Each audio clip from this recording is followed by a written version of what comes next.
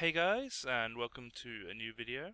Gonna be a Yu-Gi-Oh deck profile. This might be a thing that I do more often now because I've got a decent webcam and whatnot, and well, it's fun. So anyway, this is gonna be a Mecha Phantom Beasts deck profile, and so let's just get into it. It's a pretty cool deck. I like it. It's been doing reasonably well for me. So first off, I'm gonna have 3 copies of Mega Raptor. He's basically your go-to guy. It's 1900 beta, and shares the same effect as pretty much all the Mecha Phantom Beasts do. That if there is a token on the board, it cannot be destroyed by battle or card effects. And it also gains the level of all tokens on the field, which makes some really interesting high-level plays. This one in particular, when it's on the field and a token is special summoned, you can then special summon another token. So basically, this gets you advantage in tokens. It's pretty great, and you contribute a token to search your deck for another Mecha Phantom Beast. So it's an incredibly stable card. Wouldn't have it any less than 3. The next card is going to be 3 Mecha Phantom Beast Tetherwolf. Tetherwolf is great in conjunction with the Mega Raptor because when you summon Tetherwolf, you also summon a token. So if you have Mega Raptor on the board, you summon Tetherwolf, you get 2 tokens. It's just then you can go into a level 10 XYZ, or you contribute off a token with Mega Raptor, then go into a level 7. It's pretty good. Also, in the battle phase, you contribute a token to. Sorry, I don't use this effect very often. You contribute it to gain 800 attack. I think it's any. Sorry. Okay, it's when this card battles, you tribute a token, and it gains 800 attack. Until the end of the turn, I believe. So I mean, it's pretty good. Oftentimes, if you want to go into a level 7, so you want to go into Draco Sack or a Big Eye. You want to get rid of a token, and you've already used Mega Raptor's effect, you'll just attack, tribute a token, then in main phase 2 you'll make your XYZ play. Usually be a Draco Sack in main phase 2, then get some removal, or whatever you want. It's pretty good. It's pretty good. At 3, because I wouldn't have it any less. Another very important card, going to be 3 Mecha Phantom Beast O-Lion. It's level 2 Tuner. This one doesn't gain the level of all tokens, which is pretty important, otherwise you'd never be able to use it for any synchro play ever. It's pretty great. It can't be destroyed by card or battle effects though, when it's got tokens, you don't worry about that. When it goes to the graveyard, when it hits the graveyard, you summon a token. So it basically makes... You don't lose an advantage in tokens when you make like a rank 5 with a token, because you get the token back straight away, so it's great. When it's in the graveyard, you can banish it, and then you can normal summon an additional Mecha Phantom Beast from your hand. So I mean, that's great. I mean, you can pull off some really extensive combos with this card, and I really like it.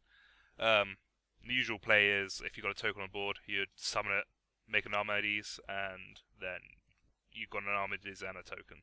So, and then you banish it, and then you make another play. It's great. It's great. It's really good. Really good. 2 not Coltwing, Haralard. It's not the best card in the deck by far. It's when it's special summoned, or no. It's when a token is tributed for an effect. Apart from for its own effect, you summon another token. So it negates basically any cost for your other tribute effects. It's pretty nice. I mean, when it's on the board. And then you can... Sorry. Alright, yeah. You tribute a token and special summon one from your hand. So it's like O-Lion, but you have to tribute a token for it, and you don't get a token off its own effect. So it's level 4. It's a level 4 Mecha Phantom Beast. You need to play it really because it's limited amounts of Mecha Phantom Beasts that are good. And it's got decent attacks, 1800 attack, so I mean, yeah, it's alright. I play one Black Falcon. This has just gone into the deck today. It is when you attack with Black Falcon, you summon a token. So I mean, it's token generation. I'd probably play it at 2.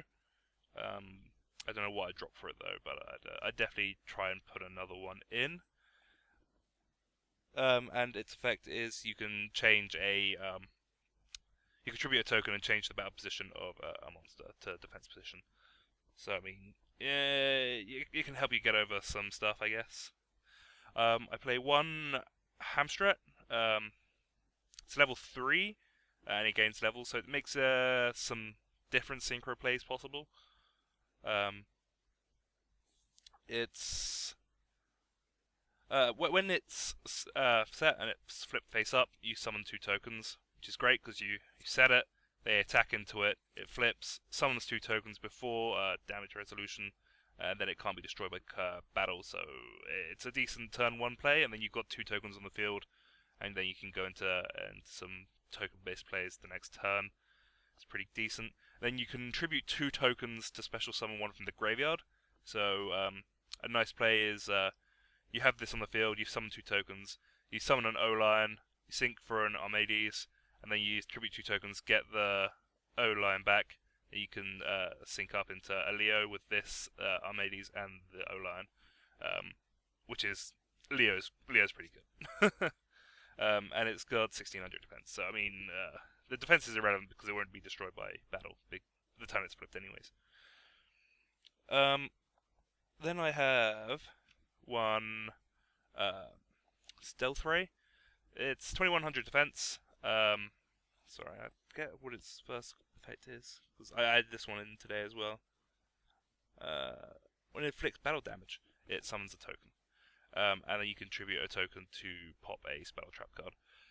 It's level 3 as well, but the popping Spell Trap card I feel is quite necessary. Or necessary. It's a nice utility card. I'm gonna test it. I haven't really tested it yet, but I reckon it's probably decent.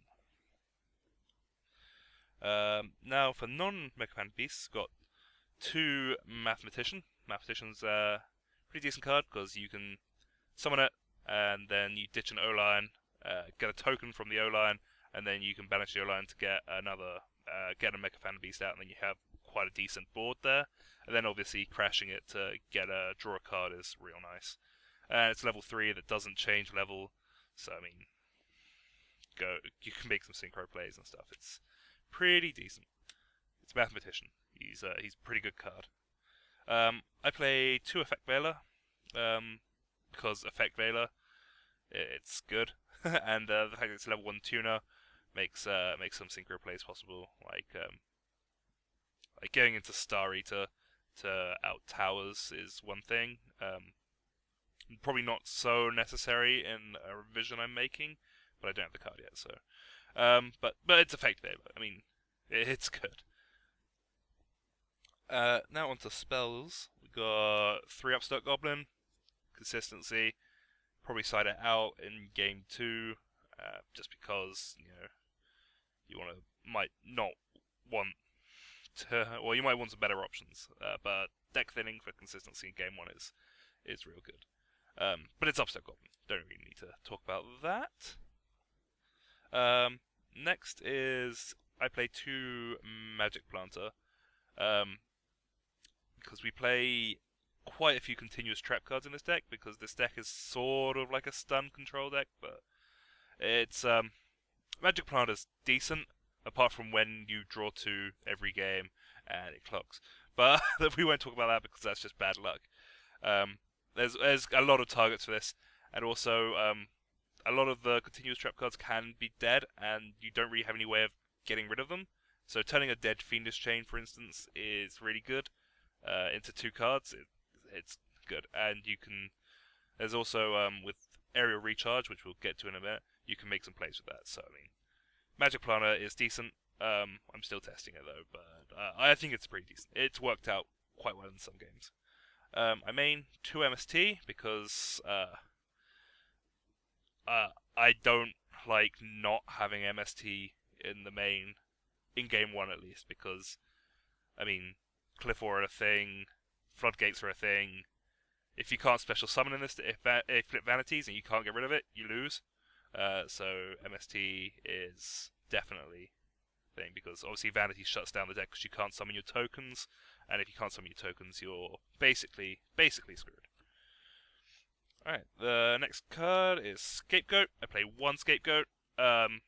If you open like a hand and you've only got a Mega Raptor, you've got no token generation, it's good to have it, then flip it, because the Phantom Beast cards do say when a token, not a Mecha Phantom Beast token, so Scapegoat counts. They're level 1, and it's Scapegoat. It's pretty good. It's pretty good. But also you can set this from the deck with the Mecha Phantom Beast Synchro card that I play. When it dies, it lets you set a quick play spell card from the deck. It doesn't say a Mecha Phantom Beast one, so you can set Scapegoat from the deck, and I mean, it's half decent. People play 2 of these, but I find 2 clogs so much, so I wouldn't. And the last one is Raigeki, because Raigeki, it's a really good card.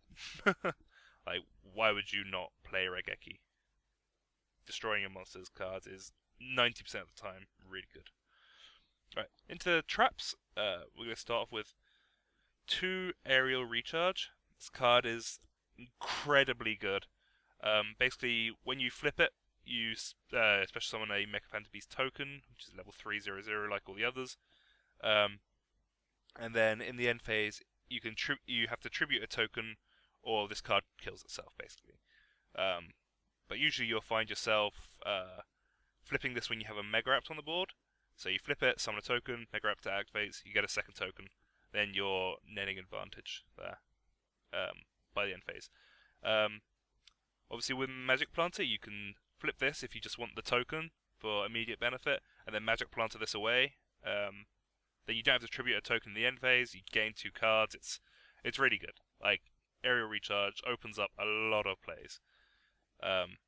It's a really good card. I wouldn't play it 3 though, because it would clog, because you don't want to open just Aerial Recharges, and it would be bad. The next one is 3 Fiendish Chain, because Fiendish Chain is just really good. Playing the Magic Planters, obviously you can get rid of dead Fiendish Chains, or you can get rid of Fiendish Chains that you're not going to need if your play can go through. Yeah, so Fiendish Chain is Fiendish Chain. And obviously it's got better applications in this deck than Breakthrough Skill does. The next card, Double Mistake, because anti-meta, it's great against basically everything that searches. So Tellarknights, Necros, and like all the other decks that search. Basically, every deck has a search mechanic in it these days. And the only search mechanic you have in Mecha Phantom Beasts is the Mega Raptor tributing a token, but you just don't flip it when you're going for a Mega Raptor play, or you flip it afterwards, or you Magic Planter it away, so on and so forth. I mean, it's a good card, and you probably side it out game 2 against things that don't search so much. So against like Shaddolls, you'd get rid of it, put in like Shadow Imprisoning Mirrors or Light Imprisoning Mirrors or whatever. It's good. It's a good card. It's a mistake. 2 compulsory escape devices. Until I played Mecha Phantom Beasts, I'd never heard of this card. It's pretty cool.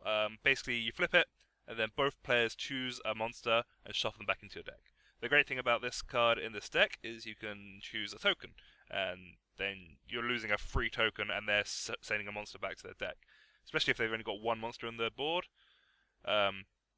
It's great. So, and also it goes, instead of compulsory escape device, evacuation device even, sorry, it doesn't go back to the hand, it goes back to the deck, which is, I don't like putting things particularly back into the hand, because then they can just play it again. But it's really good. It's like, it has basically no downside to you. And, I mean, in a pinch you can use it on an actual monster and not a token, but it's pretty decent. Like, you can in your turn, you can flip aerial recharge, get a token, send the token back, then magic plant to the aerial recharge, and you just advantage. It's good. It's good. Then one-off traps, one vanities. You play it because vanities. Then you probably side it out. Game 2. Obviously, you don't want to be flipping this at the wrong time. You have to play it with discretion because that's basically how you play vanities. But you can get rid of it with magic planter. And you can get rid of it with tributing toad. No, tributing toad doesn't work. But yeah, it's decent. It's vanities. One mirror force. Whether or not I am going to change this or not to just be a side deck card, I don't know. But I felt like one is one that I want to keep in. Warning, because warning's good. Like the 2,000 life cost isn't so much as if you're going to stop like a tower's being dropped, if you're going to be stopping a Denko Sekka, because Denko Sekka would wreck this deck if you have lots of set cards. Yeah, warning is warning. And one Torrential Tribute, because blowing out your opponent's board in their turn after they've summoned is pretty good, and especially considering if you have a token on the board when you flip Torrential, your monsters don't get destroyed, only your tokens, so you're not losing everything. It's pretty decent. And that is the 40 card main deck. So we'll go into the extra deck. We'll start from highest to lowest. So, first card, Gustav Max. Make it very easily. 2 tokens on the board. Makes your level 4s level 10. So, I mean, the Tether Wolf Mega Raptor combo goes into a max straight away. You can crash into towers with it. You can burn for 2,000. It's got incredibly huge amounts of utility, and it's good. It's great. Yeah. The other card I would play, I can't remember what it's called now. Sky Palace. Gangradai. Yeah, that's the other 10 I would play if I had one, but I don't. It's also an out to towers, because it's just so easy to make, and it's level 10s are really good in this deck. The next card is Dracosack, because Dracosack, you're playing Mecha Phantom Beasts, it's a level 7, it generates tokens, it's Dracosack. It's the deck that this card is supposed to be played in. Don't really need to go in that. Another level 7, Big Eye, because you can make level 7s, stealing your monsters is a good thing. Then going into the rank 4s, so Castel. You don't really make rank 4s. I'd probably drop these for some other cards I'm thinking about, but Castel bounce things, it's pretty decent. E-Knight, I wouldn't drop E-Knight because if you're behind and you can drop an E-Knight, it gets you back into the game. Cowboy, burn for game. Probably less likely to make this in this deck. Might drop it because you have Gustav Max. Burning for 2,000 is better than burning for 800. And then the next 2 cards are Tellarknight Poltermeus and Clistella Diamond. Tellarknight, Clistella Diamond. Because the Shadows is a deck. And if you can make this against a Shadow player, then you can stall them for a couple of turns, get plays going. It's a card. Right, then into the Synchros. We play 1 Star Eater. So, I mean, you take up a whole board to play this. I might drop this once I get the Sky Palace, because Sky Palace would be an easier out to towers, but this is something you can make, and, I mean, it's big, it's scary, and it can't be responded to when it attacks, so... Oh, is it when it's summoned and attacks? I don't know, it's Star Eater. This is making me look really dumb, but it's late. Leo, as I said, you can make Leo fairly easily with the O-Lion and Hamstrap play. Yeah, Leo was Leo. 3-1. I can't remember. I don't know how you say this. Mecha Phantom Beasts, Jacklusan Land? Jacklusan? Whatever. It's level 9. It's pretty cool. It is like the opposite to the normal Phantom Beast cards, because this makes your tokens unable to be destroyed by card or battle. but this itself can be destroyed with card battle. It's a bit odd. I don't quite understand why it's like that, but you don't make it very often. But it is really good because when it's summoned, you can tribute tokens from your field, and then discard cards from your opponent's hand up to the amount of tokens you discard. So if you can, you're basically always going to have one token on the field when this is made, because you'll make it with O-Line, then O-Line goes to the grave, you get a token, then you contribute that token off. But if you can make it with you can make it with 3 tokens on the field, I think, with some plays. Discarding 3 cards from your opponent's hand, pretty decent. Wouldn't want to use it against like Burning Abyss or Shadows, because obviously they would benefit from cards, potentially benefit from cards being sent to the graveyard. But it's definitely an option against some other like anti-meta decks maybe, where they don't have really discard from hand effects. Then you can rinse their hand. It's in there because you can make it, and it's half decent. Oh, and when it's destroyed, you can set the quick play spell card from your deck to the field. So that's how you can get a Scapegoat out. Or if you can make this and then flip a Scapegoat, you can discard 4 cards. Real good, real good. Crimson Blader, because if you can get this out against Klee and swing over, then they have a hard time, sort of. And other things that make higher level monsters. It's level 8. It's generic, pretty much. Scrap Dragon. Scrap Dragon's real good. Similar to the Magic Planter plays with Aerial Recharge. You can flip an Aerial Recharge, then send the Aerial Recharge to not have to tribute it in the end phase. Or I think you can target a Mecha Phantom Beast that with a token on the board, so they don't get destroyed, and then you destroy one of theirs. If you got that on board, it's pretty decent. It's Scrap Dragon though. I mean, Scrap Dragon, Scrap Dragon. For the level 6, I played No Tongue. I played No Tongue over Goyo because I really like burning people for game. Like being able to make this off a level 4 and an O-Lion, and then 800 damage.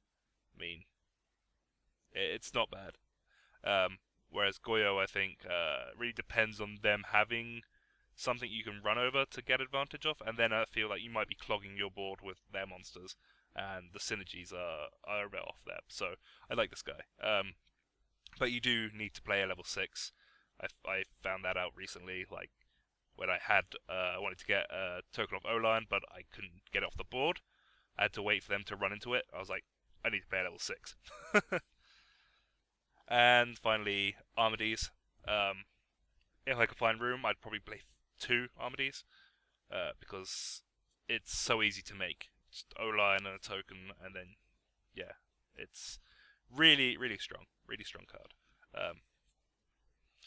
Definitely worth playing, and if you could, I'll probably cut a Star Eater for that in the future when I have a Sky Palace. I'll go into the side deck. The side deck's a bit bit jank, but I mean, it's fine. 2 Maxi, because you don't want to be in a matchup where they're special summoning and you don't have options to go into Maxi game 2, because the fear basically of dropping a Maxi and then they don't want to play, basically, because they want to go off with their plays. So Maxi's Maxi pretty good. Book of Moon's pretty decent. It's Book of Moon. I mean, not much to say about it. It's a card and it's in the side deck. If you're against BA, you probably want to side in. The third MST against heavier spell trap things. So against Klee, you'd want to side it in, and against anything playing heavy floodgates, slide it in. Dark Hole, similar to Torrential Tribute. If you have tokens on the board, you don't lose your monsters, so it's an out to things. You don't necessarily need to out Jin anymore, thank God for that. But it's in the side deck. It's an option. The side deck's like so optional. Like yeah, I play a Sonic Boom because it can help you swing for game. It can help you get over towers. It can it doubles the attack of a Mecha Phantom Beast monster, and then you destroy all machine types in the end phase. and only that monster can attack. But it gets you out of a situation where, like, yeah, basically towers. I mean, I have the fear for towers because people are playing Towers Turbo a lot at the locals. So yeah, it's a thing. Ring Destruction's great. Can really put pressure on your opponent, especially like if you've been burning them with Gustav Max, you're gonna have massive life points of advantage. It can put them into Gustav Max range, it can put them into No Tongue range, it can put them into Cowboy range. It's a good card. I would definitely slide it into in for game 3, I think. I play 2 Master Restrict because, well, I kind of like it. I haven't really had a chance to play it, but it works against Necros fairly well because they can't tribute for their ritual cards, and it's really good against Clear if you can get it early. It's a continuous trap card, so it can be magic planted away. I mean, obviously it means you can't tribute your tokens, but I feel like the benefits probably outweigh the negatives. I might drop it, but this is just the side deck. The side deck changes every week. The other Mirror Force. It's Mirror Force. In case you're coming against Yosenjus, because they show up a lot. Bottomless. Against Klee, it's really good. Against anything the Pendulum summons, really good. It's bottomless. Not much to say. Then 2 Shadow, and 2 Light Imprisoning Mirrors. I mean, they're Light and Shadow Imprisoning Mirrors. Against Tellarknights, against Shadows and Burning Abyss, definitely going in. Anyway, that is the entire deck profile for this Mecha Phantom Beasts deck. I have gone on for almost 30 minutes now. Wow, this is... I need to figure out a way to make these shorter, because maybe I shouldn't go on rambling about... But I suppose Mecha Phantom Beasts, no one really plays them, so... I mean, it's fair enough. But yeah. Let us know in the comments if you like these videos. I'll continue to pump them out for decks that I own. And yeah, so thanks for watching, guys, and I'll see you in the next video.